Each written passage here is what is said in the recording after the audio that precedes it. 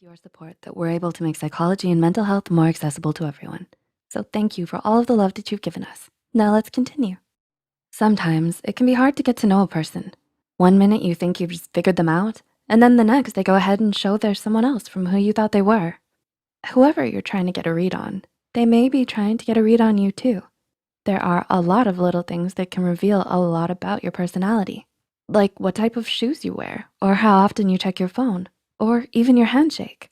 If you're curious to learn more about these things that give insight into your personality, here are 9 little things that can reveal a lot about you. Number 1, how often you check your phone. You check your phone a lot. It buzzes and beeps, receiving messages from your friends and family, or maybe you have to exclusively use it for work. But did you know that checking your phone too much might be a sign that you're struggling with mental illness? A team of psychologists at the University of Derby and Nottingham Trent University conducted an online study with 640 smartphone users aged 13 to 69 to determine the association between smartphone use and personality traits. Results indicated that people who struggle with their mental health are more likely to intensively use their smartphone as a form of therapy. As your anxiety levels increase, the more you might use your smartphone. The less diligent you are, the more likely you are to be addicted to your phone. So, have you noticed that your roommate has been glued to their phone lately? Or that your younger sister can't seem to give up their phone for anything or anyone? They could be going through something. Now might be a good time to talk with them and see if they need your help. Or maybe they just really like playing Among Us. 2, how you treat service staff. Do you treat your waiter with kindness and patience? How do you treat the checkout girl at the grocery store? Everyone who works in the service industry is there to help you, and they shouldn't be mistreated or disrespected by customers. Pay attention next time to how others around you treat those who work in service areas like restaurants or in stores. Is your date complaining nonstop about your waitress? Are they losing their patience or temper over every little thing that the waitress does wrong? When you take notice of things like that, it can give you some insight into their personality. You might learn some interesting details about how they handle stress, even if it is as small as waiting for your order of chicken wings to arrive. Number 3, what type of shoes you wear. According to a study published in Science Direct, the shoes you wear most often can tell a lot about who you are. Shoes can wind up conveying a thin but useful slice of information about you. The study investigated people's precision in judging characteristics of an unknown person based solely on the shoes he or she wears most often.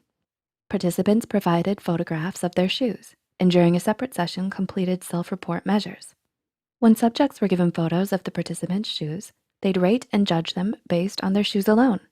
The shoes correlated with the shoe owner's personal characteristics. They were right about a person's age, income, and attachment anxiety from a picture of their favorite pair of shoes. Those who wear comfortable shoes are likely to be agreeable. Or if you wear uncomfortable shoes, you're likely a calm person with a touch of internalized pain. If you're someone who's more so aggressive, you probably like to wear ankle boots. And if you enjoy having new shoes or want to wear clean, well-maintained shoes, you might be trying to calm yourself due to an anxious and clingy personality. Number 4, how often you naturally make eye contact. Not everyone likes making regular eye contact, and that's okay. But eye contact or lack thereof can reveal a lot about what you're thinking in that precise moment. According to researchers at Cornell University, people often reduce eye contact when discussing something embarrassing, or when they're deep in thought, or when emotions get stirred up during a conversation. Also, according to this research, if you're someone who happens to make a lot of eye contact with people, you're likely more socially dominant and have a good amount of confidence. Number 5, your handshake. Your handshake can seem like such a small, trivial thing, but it can actually be an important indicator of your personality. A study from the University of Alabama had a group of trained handshake coders shake hands twice with 112 male and female subjects. The subjects didn't know they were being evaluated on their handshake and afterwards completed 4 personality questionnaires. The study found that your handshake stays consistent and how you shake can tell a lot about your personality. The firmer your handshake is, the more likely you are to be an extrovert and open to new experiences. If your handshake is more on the weaker side, you're more likely shy and a bit neurotic. When you have a firmer handshake, you make a more favorable impression on others. Number 6, whether you show up on time or not. Do you constantly run late to things? Have you gotten a bad rep for struggling to make it to school or work on time? In actuality, this bad habit might not be the worst thing. Running late can be indicative that you're a multitasker or are more laid back. Findings from a 2003 study by Jeff Conte from San Diego State University showed that out of 181 New York City subway operators, those who preferred to multitask were commonly late to work. Multitasking makes it harder to have metacognition, or the awareness of what you're doing, meaning that you aren't as aware of the time when you're in the middle of multitasking. Number 7, when you get something for yourself, but don't think to get anything for anyone else.